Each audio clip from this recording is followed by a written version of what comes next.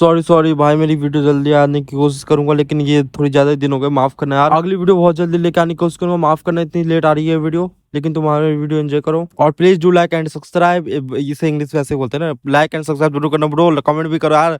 उसके बाद हमें ग्योंगसू दिखाई देता है जो कि अपने कानों में उंगली डालते बोलता है, तुम कह रहे हो कि क्रेन ने तुम्हें अपनी फोर्स में ज्वाइन होने के लिए इन्वाइट करा है? तो मिस्ट्रॉन्ग बोलता है हाँ तुमने सही कहा। तो ग्योंगसू पूछता है क्या हुडेड क्रेन स्क्वाड सच में स्ट्रॉन्ग है? तो मिस्ट्रॉन्ग जवाब देते हैं उन्हें होना भी चाहिए, क्योंकि उनमें से ज्यादातर लोग कैप्टन बाइजोमो की सीक्रेट फोर्स के फॉर्मर मेंबर है। तो ग्योंगसू बोलता है अच्छा तो वो लोग स्ट्रॉन्ग है, तो फिर तुमने क्या सोचा, तुम उन्हें ज्वाइन करोगे या नहीं? तो मिस्ट्रॉन्ग बोलते मैंने अब तक उसे आंसर नहीं दिया है इस बारे में, और इस चीज से कोई फर्क नहीं पड़ता कि मैं क्या चाहता हूँ, क्योंकि वो दोनों बुड्ढे एक दूसरे से लड़ रहे हैं, इसलिए ये हमारे लिए एक परफेक्ट अपॉर्चुनिटी है। इसलिए हम ऐसा एक्ट करेंगे कि हम क्रेन के साइड है और उन दोनों बुड्ढों की फाइट देखेंगे और एक परफेक्ट अपॉर्चुनिटी ढूंढेंगे, और चाहे ये जितना भी बुरा लगे, लेकिन हम अभी उसी ऑर्गेनाइजेशन में जिस ऑर्गेनाइजेशन में वो है। तो ग्योंगसू खड़े होते बोलता है ठीक है, और मुझे लगता है कि मेरे को मेरे स्लेव्स को थोड़ा ट्रेन कर लेना चाहिए। तो मिस्ट्रॉन्ग बोलते क्या तुमने नहीं कहा था कि तुम्हें अकेले मिशन करने में कंफर्टेबल फील होता है? तो ग्योंगसू को एक बात याद आती है जो कैप्टन ने उसे छोड़ते वक्त कही थी। उस बात हमें छोटा सा फ्लैशबैक दिखा जाता है जहाँ पर कैप्टन बोलता है सीनियर ऑफिसर किम ग्योंगसू तुमने आज बहुत अच्छा काम करा है। तो ग्योंगसू बोलता है कैप्टन आज आपने भी बहुत अच्छा काम करा। उस बात कैप्टन बोलता है तुम्हें ऐसा लग सकता है कि मैं लाइन क्रॉस कर रहा हूं, लेकिन मुझे नहीं पता कि तुमने पास्ट में कैसे टीममेट्स के साथ काम करा है, लेकिन जब मैं तुम्हें देखता हूँ कि तुम सारी चीजें खुद के दम पे सॉल्व करना चाहते हो, मुझे ऐसा लगता है कि तुम्हारे पुराने टीममेट्स भरोसेमंद नहीं थे। ये सुनने बाद ग्योंगसू कुछ नहीं बोलता। तो कैप्टन फिर से बोलता है लेकिन फिर भी तुम्हें अपने करंट के टीममेट्स के ऊपर भरोसा करना चाहिए, क्योंकि इन लोगों ने तुम्हें बचाने के लिए अपना बेस्ट दिया है और उस डेंजर प्लेस तक तुम्हारा पीछा करा है इन लोगों ने, और हो सकता है कि वो भी तुम्हारी मदद ना कर पाए, लेकिन ये लोग तुम्हारी फ्यूचर में जरूर मदद करेंगे। और ये कैप्टन ने बोला यहाँ कोई फोटो वोटो नहीं थी, तो मैंने यही लगा दिया अपनी फोटो। उस बाद ग्योंगसू मिस्ट्रॉन्ग का ऑफिस छोड़ते बोलता है ऐसा इसलिए मैं कर रहा हूँ कि मेरा माइंड थोड़ा चेंज हो गया है। उस बाद हम बताया जाता है कि गिरे हुए मेपल लीफ के पत्तों की सफाई होने के बाद किम नाखोल ने एक बहुत बड़ी प्रेस कॉन्फ्रेंस रखी। उस बाद किम नाखोल ने अनाउंस करा कि उनका मिशन सक्सेसफुली कंप्लीट हो चुका है। उस बाद कमिश्नर प्रेस के सामने बोलता है मैं हूँ किम नाखोल, नेशनल पुलिस एजेंसी का कमिश्नर जनरल, और मैं अपनी सर्विस के टाइम पे जितने भी क्रिमिनल्स छुपे हुए हैं उन सबको उनकी जड़ से उखाड़ के फेंक दूंगा। और हम बताया जाता है कि काइंड ऑफ वार्निंग है, और ये वार्निंग किसके लिए, उसके लिए हमें दिखाया जाता है, हमें वॉक्सा की बिल्डिंग दिखाई जाती है जहाँ बुड्ढा मोंग यही वीडियो देख रहा होता है और बहुत ज्यादा गुस्से में होता है, और हमें बताया जाता है कि ये किम नाखोल ने वार्निंग वॉक्सा को ही दी है। उसके बाद हमें कमिश्नर जनरल किम नाखोल का ऑफिस दिखाया जाता है, और हमें कमिश्नर दिखाया जाता है कि जो कुर्सी में बैठा होता है, और कमिश्नर के पास एक लड़की आते बोलती है कमिश्नर जनरल आपके जाने का समय हो चुका है। उसके बाद कमिश्नर टेबल पे हाथ पटकते बोलता है अब तो जाने का समय हो चुका है, और हम बताया जाता है कि ये किसी अनऑफिशियल शेड्यूल पे जा रहा है। उस बाद कमिश्नर वहां से जाते बोलते हैं चलो अब जाने का समय हो चुका है, और उसके सामने हुडेड क्रेन स्क्वाड के कमांडर और डिप्टी कमांडर दोनों उसके पीछे चल रहे हैं, और 3 लोग पीछे चल रहे हैं, उनके बारे में कुछ नहीं पता। उस बाद हमें वॉक्सा की बिल्डिंग्स दिखाई जाती है जहाँ की बुड्ढा मोंग सामने किसी को देख रहा होता है, और हमें दिखाया जाता है कि सामने कमिश्नर और हुडेड क्रेन स्क्वाड के कमांडर और ड्यूटी कमांडर तीनों की तीनों आ रहे होते हैं, और कमिश्नर बोलता है लॉन्ग टाइम नो सी,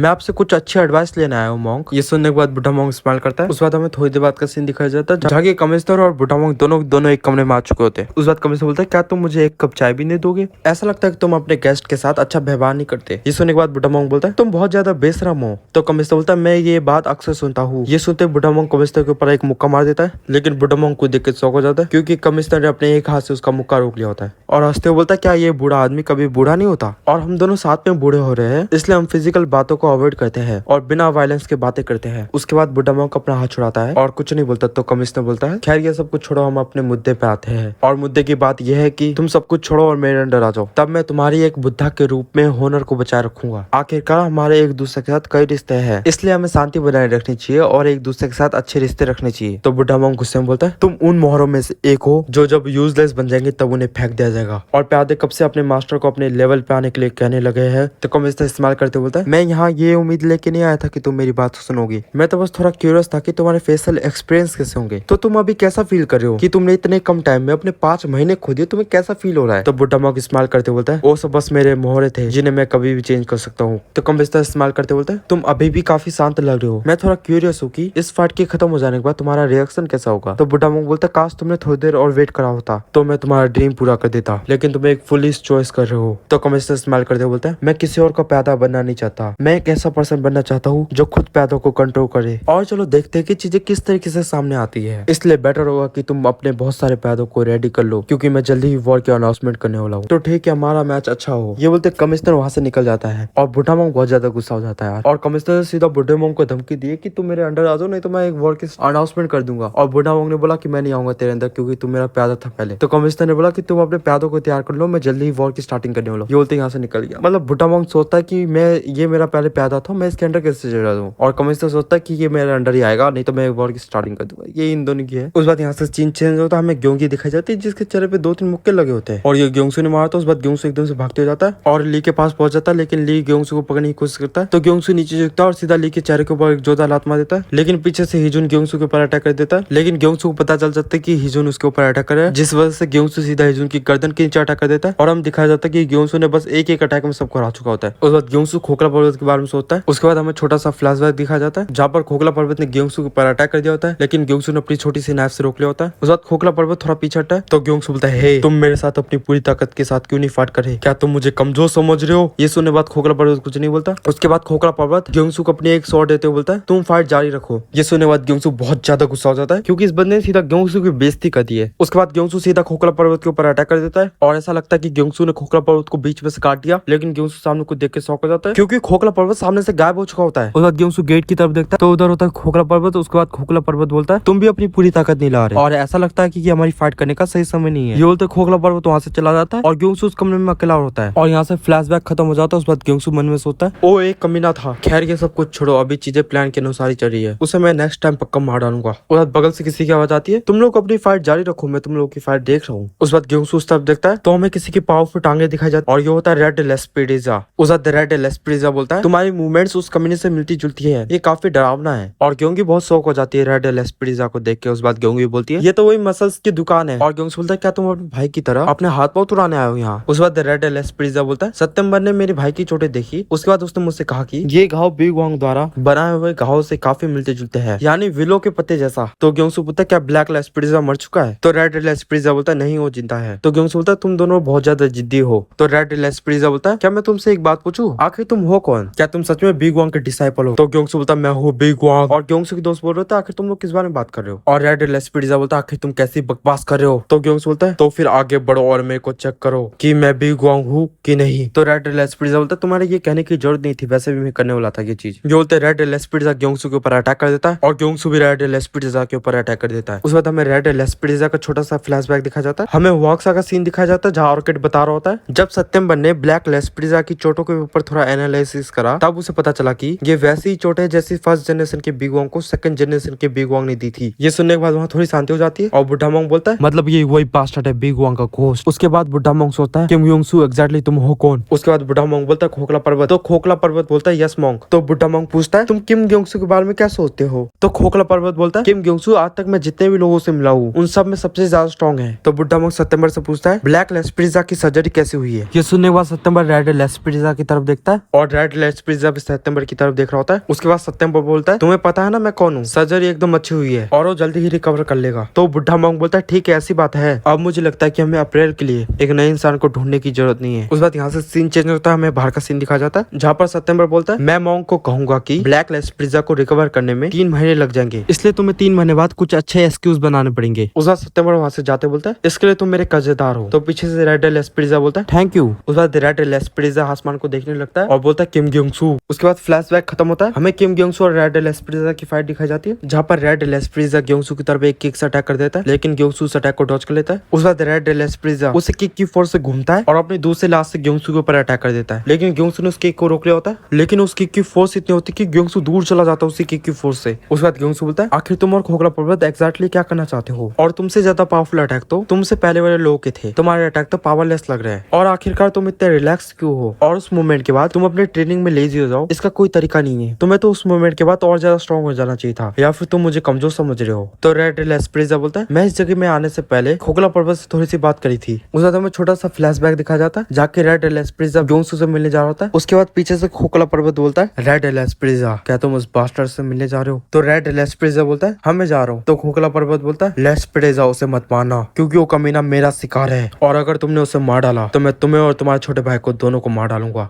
तो यहाँ पर हमारी वीडियो खत्म होती है। मैं अपनी वीडियो जल्दी दिखाने की कोशिश करूंगा। तो thank you, do like and subscribe. Thank you bro and don't forget to like and subscribe.